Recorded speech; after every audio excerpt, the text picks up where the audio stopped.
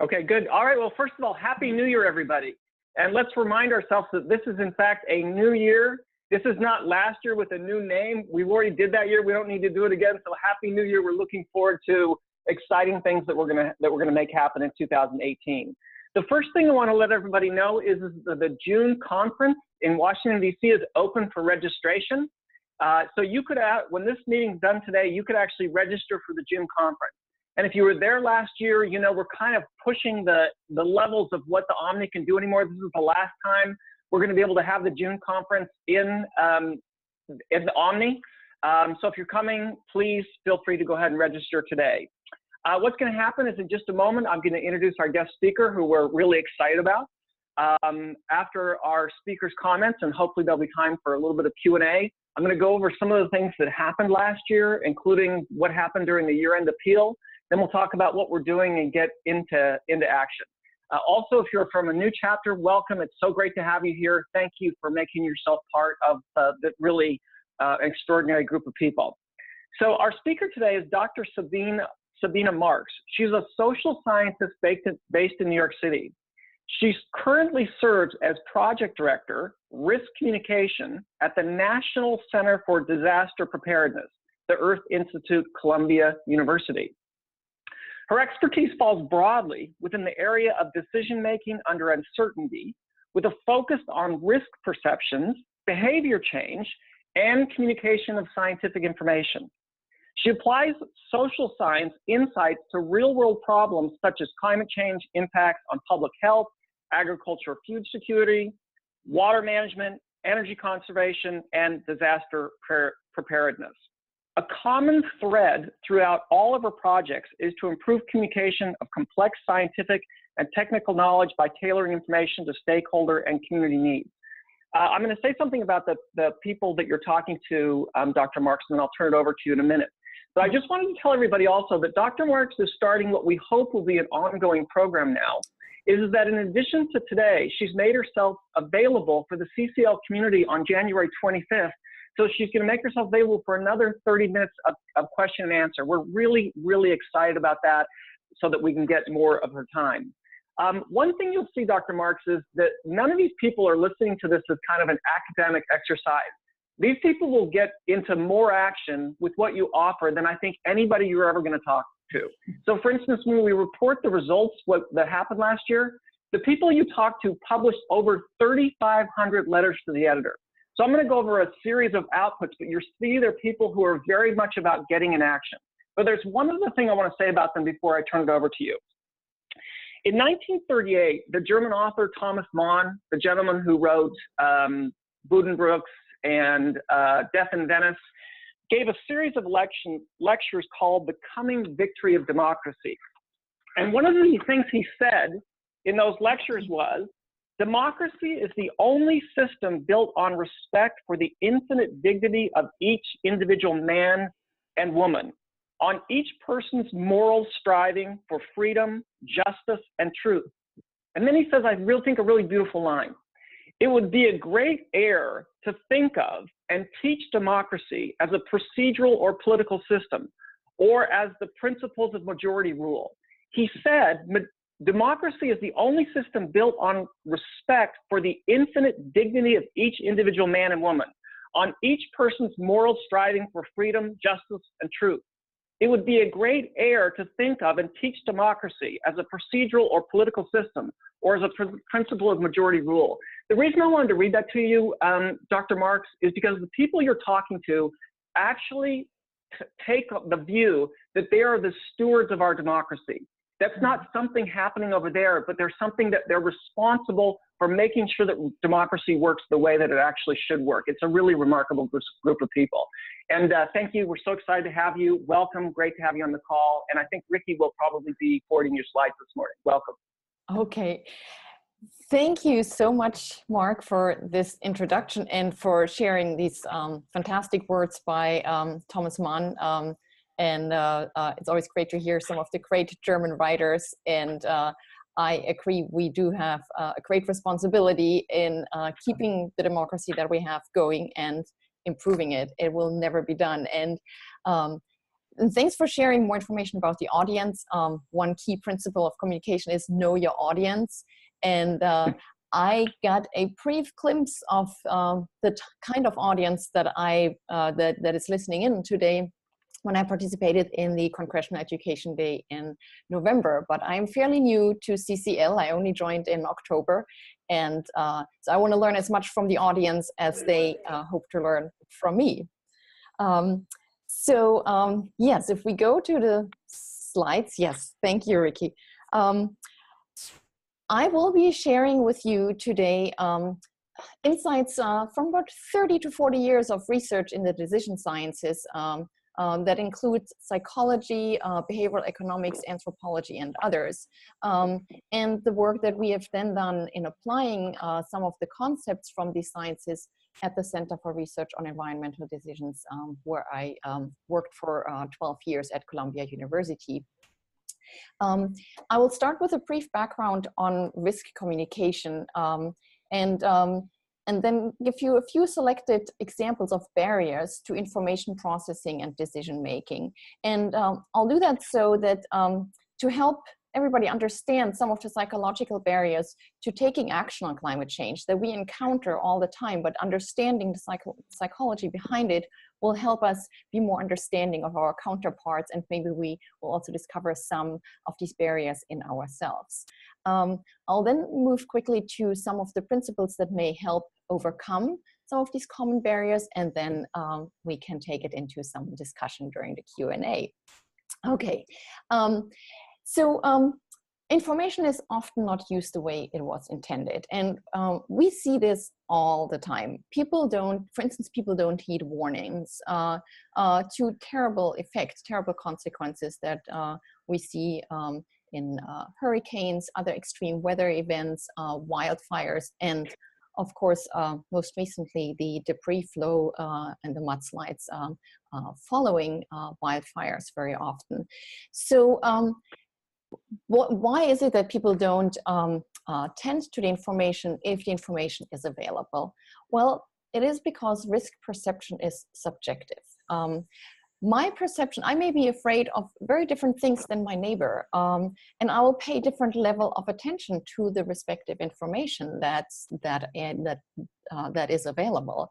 And so risk perception is subjective, and this influences the uptake of information and the way I act on the information. This is very crucial to keep in mind, knowing that the person you're talking to may not perceive climate change, for instance, as the same risk as you do, not because they don't have the knowledge or the cognitive capacity. There are psychological reasons for that. So here are some of the barriers that get in the way of the best intended communications, even if all the information seems to be available to everybody. Ricky, actually, if you can go back to the previous slides, just for this overview. People are selective when attending to information. We very often do something like we're looking for information that confirms our beliefs. That's kind of like a confirmation bias. We also evaluate any information and options by using both cognitive and affective processes. And by affective, I mean, this can be just a hint or a whisper of an emotion. It doesn't have to be a strong emotional panic response. It can just be a hint or a gut feeling. We're also influenced by our beliefs, values, goals, and prior experience with the issue of climate or extreme weather events. We're influenced by the context of the decision, and I'll go in the context during which we receive the information, whether we're alone receiving this information or in a group. And another barrier very often is like that people lack the awareness of or access to solutions that are within their capacity and within their authority of decision making. Next slide, please. Thank you. So the selected barriers to information processing and good decision making that I want to cover are cognitive and affective processes, the role of context, and that's like in this case, the uncertainty of what will others do, which will influence whether I will act from self-interest or from a collective interest position. And then I'll go into the lack or availability of solutions. So next slide, please. Here we see an example of what makes you jump? You know, we have two processing systems by which we process information. And there's this rational system that scientists very often apply, and they look at charts and curves of CO2 emissions, and they're rising. But that doesn't wake you up or wake up your neighbor who doesn't deal with those type of information. So the question is, what makes you jump? And it is clear that the typical abstract and statistical presentations of climate change do not necessarily elicit feelings of fear and concern. But we do require a certain level of affect, emotion, or a vivid response in order to take action. So this, like, even the slightest emotional reaction is a wellspring for action. And that's something that we want to be mindful of, that is required in order for people to pay attention and take action and follow up. And but I also want to warn, we don't want to overdo that. And I'll say more about that. One way to achieve greater emotional response and engagement is by using frames. And next slide, please. One way to frame climate change, you can frame climate change as potential losses or as potential gains. So urging people to engage in some protective activity, for instance, wearing seatbelts, investing in energy-saving appliances, you can describe these options either in form of the advantages of participating in the activity or the corresponding disadvantages of not participating. And when people in studies are presented with these two different options, commonly people are more likely to engage in an activity when the disadvantages of not engaging, so the potential losses due to inaction, are emphasized rather than the advantages of engaging. And next slide, please. So when choices and outcomes, and this extends, oh, sorry, previous slide. One more back. Okay, thank you. So when choices and outcomes or policies are framed in terms of potential losses, people usually are willing to invest more time, money, effort. They go the extra mile or take bigger risks to avoid these losses. When choices and outcomes are presented in terms of potential gains, people tend to select choices that require less effort, going with sure bets. And that is because losses loom larger. We are loss averse. And this is not to say that people don't respond to gains. I mean, we are incentivized by gains, but more people respond more strongly to losses. And so one takeaway is losses loom larger, we are loss averse. So if you think you're immune to such framing, I want to demonstrate the power of framing. Imagine ground meat. And sorry, vegetarians, but if you're faced with the two choices of ground meat, which one would you choose in a society where lean is more important? These two are exactly the same ground meat, by the way. Now, another example is money. Next slide, Ricky. Yes. So here's an example of, just imagine I identified an amazing donor who is so excited about volunteers spending an hour of their time on a Saturday listening to a social scientist talk, and you will receive $100 for all your efforts on behalf of CCL. Now, that sounds pretty good. I bet everybody would be pretty happy. Then imagine I told you CCL can no longer run these webinars for free and has to charge for this training. Before you can log off, you have to provide your credit card number and will have to pay $100, otherwise your computer will be locked forever. How do you feel now? Now, chances are we feel different about losing the money than getting the money. In fact, the strength of emotion when we lose $100 is much greater compared to gaining something of equal monetary value. So again, losses loom larger, and in studies we found losses loom almost twice as high as the equivalent gain. Now, another aspect or another barrier to good decision making and information processing is that we don't necessarily know what others do. So why is it that we don't want to do the things that are in the best interest of society and ultimately for ourselves? It is the interpersonal uncertainty. The question of what will others do in this situation. And we have seen this many, many times in the negotiations that eventually led to the Paris Agreement.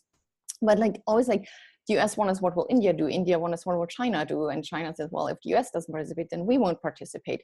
So this is where the role of context, in particular the social context, comes in. If we are in a group setting, just by being two people together, two or more, it motivates a concern for others. It puts us in a different state of mind. It's almost like priming us to care for others.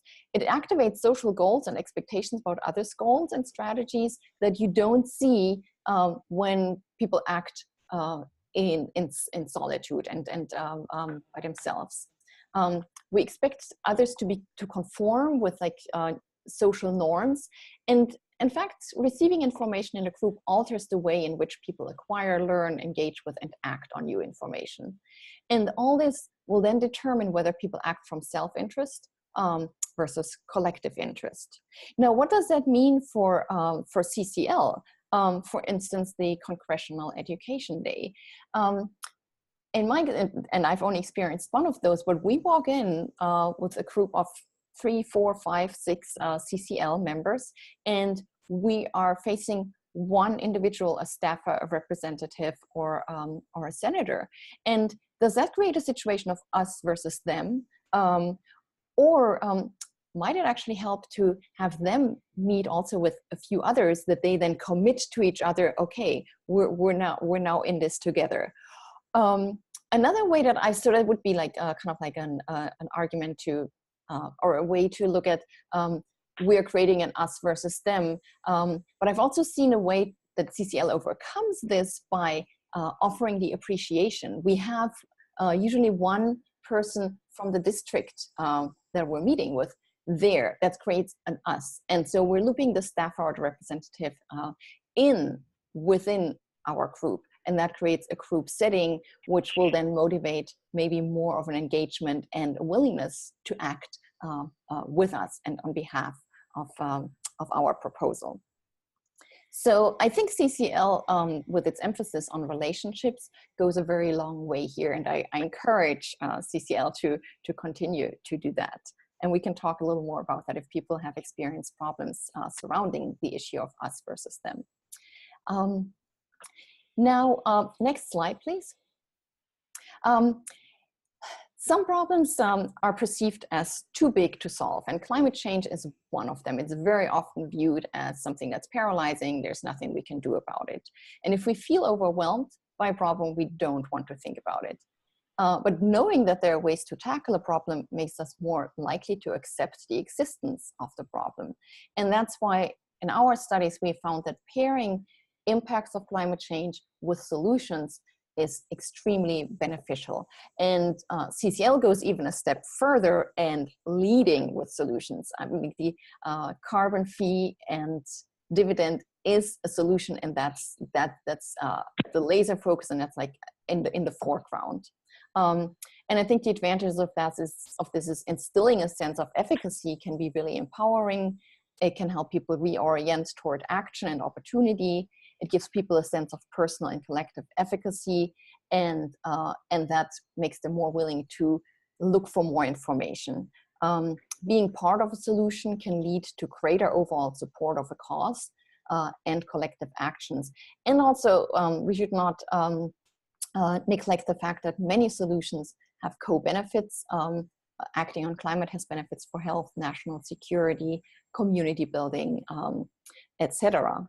So I think leading with solutions is a really important thing. And besides the focus on a solution, the carbon fee and dividend, the value of optimism that CCL highlights fits this bill as well. Now, there is one issue when speaking of the laser focus, and some of the work that we have done, I would say, almost like pose a word of caution about the laser focus.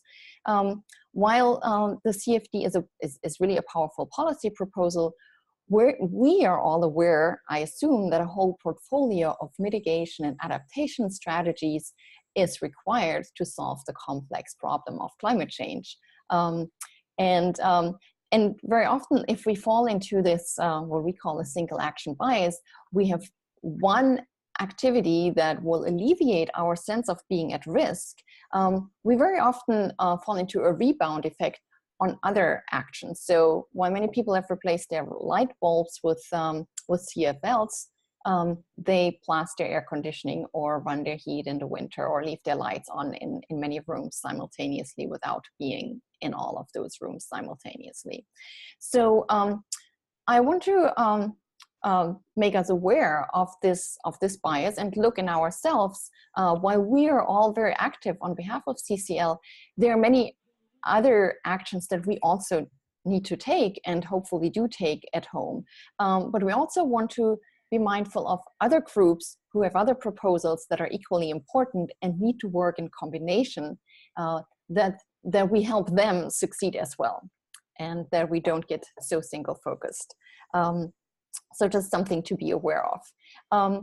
So one last phenomenon before I conclude with some key communication principles is another one of these pitfalls of our minds. We and our audience member have a so-called finite pool of worry. And that's like literally, we can only worry about so many things at any given time. And if we are too alarmist, people will just replace one worry with another, and that can backfire. So being aware of this when talking to members of Congress or your neighbor whom you want to recruit as a new volunteer is really important. And trying to find out what are their priorities. Can we link climate change to that? Is this person afraid of losing their job? Is this person afraid of the next terrorist attack? Chances are we can link climate change issues to that priority. And we also don't want them to drop other important issues. And especially when we go into these congressional meetings, the staffer that we're meeting with, or the representative or a senator, they just met with someone else with an important issue. And we were going into one office and Planned Parenthood had just left, and we don't want to, and then after us, who knows who comes in. And we also know the time when we were there, the new tax law was on everybody's mind. And so if we can be aware that they have a lot on their plate, and if we can connect the dots of all these things that seem to exist in a silo, if we can connect those dots for them, then there is a chance that all these issues may actually be able to stay in their mind simultaneously. So that's something to think about as well, so that we don't act in our own silo too much. So next slide. Okay. So I would like to conclude with some key communication principles.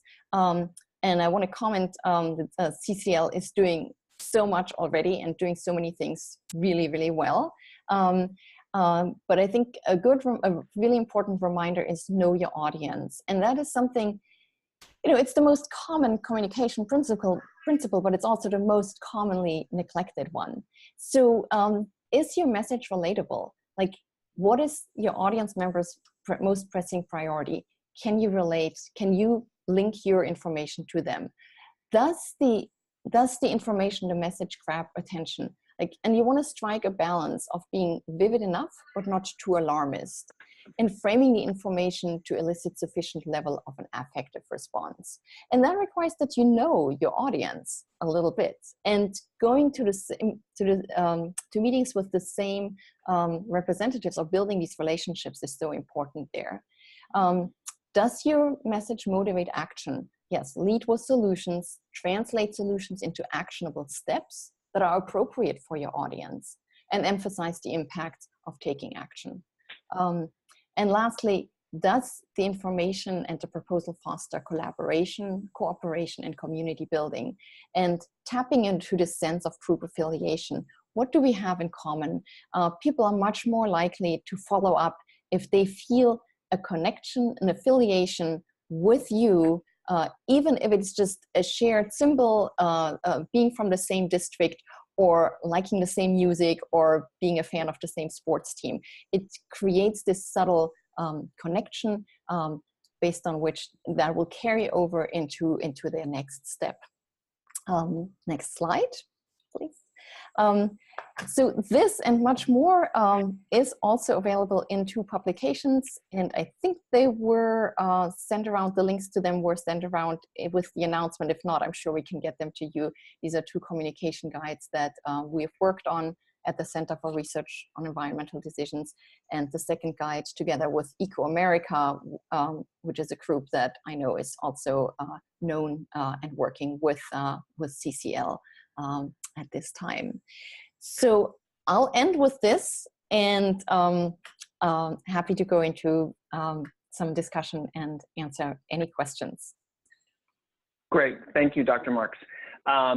So you did address this, but I want to know if you could elaborate a little bit. Several people sent in the question to me is, how do you communicate a sense of urgency? But you already said, you know, you can't be too alarmist, right? Mm-hmm. So yes. What is that? Do you have any more advice on the balance of, yeah?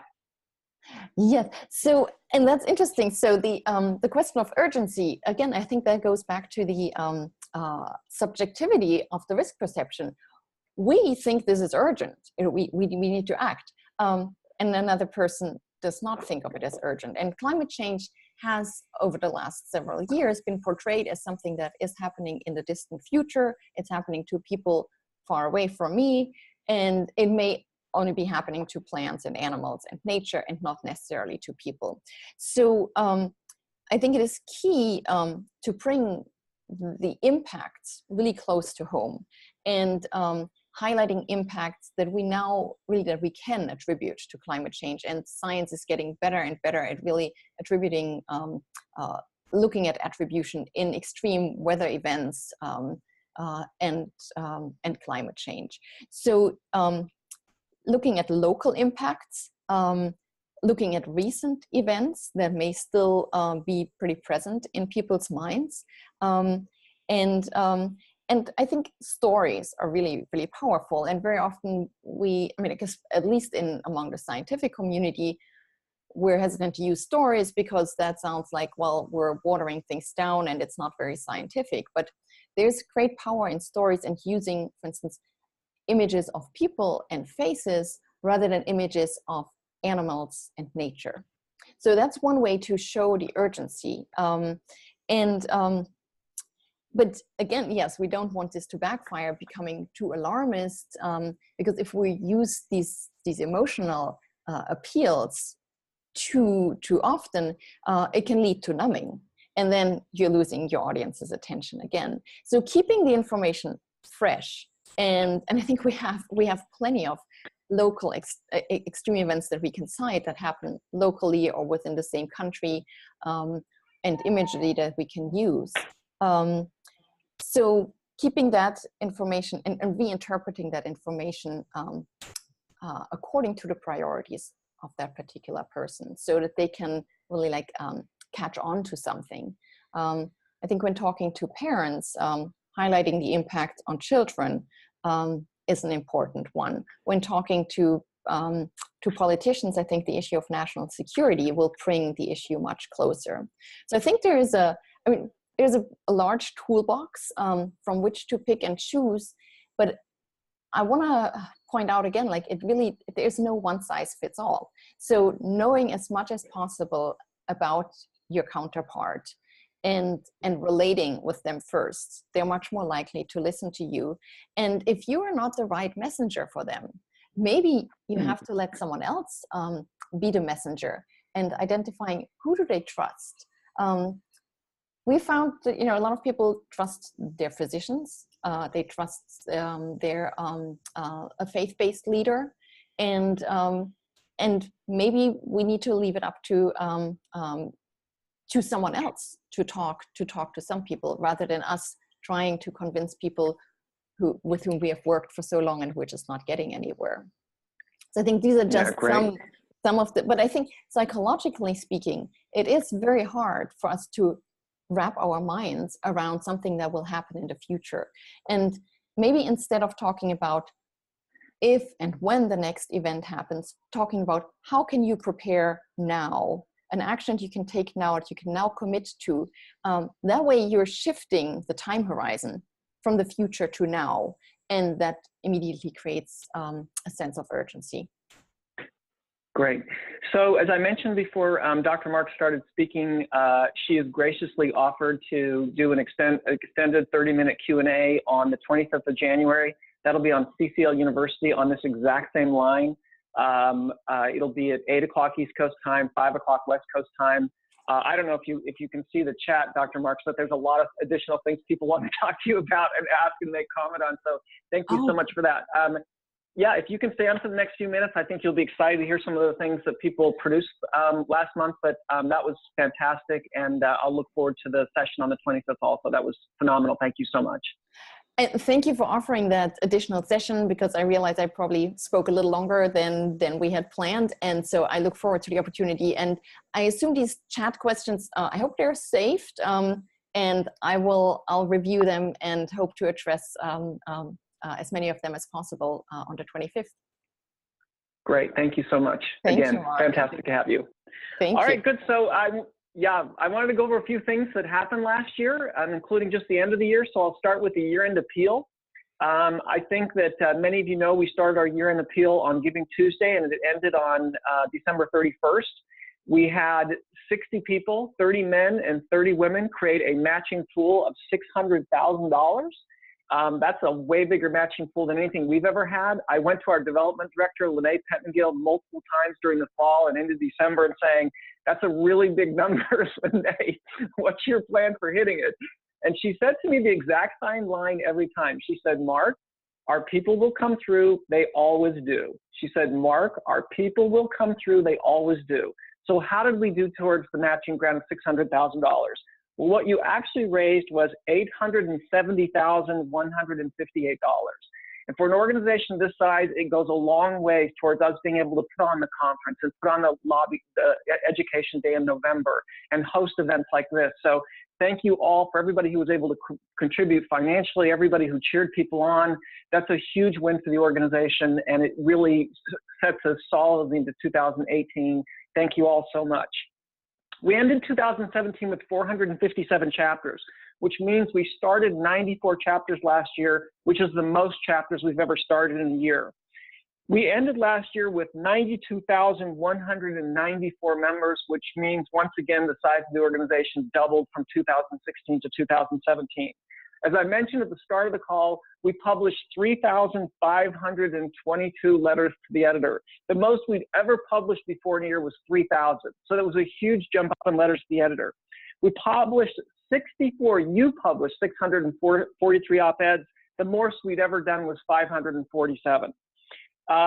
We had 106 editorials. The most we'd ever had was 42. That one, I don't know how we're ever going to top. That one is going to seem a bit challenging for the future. We had 1,656 meetings with congressional offices. The most we'd ever had was 1,300. So you did a remarkable job in your meetings with members of Congress. We got 2,535 endorsements, which precedes all previous years combined.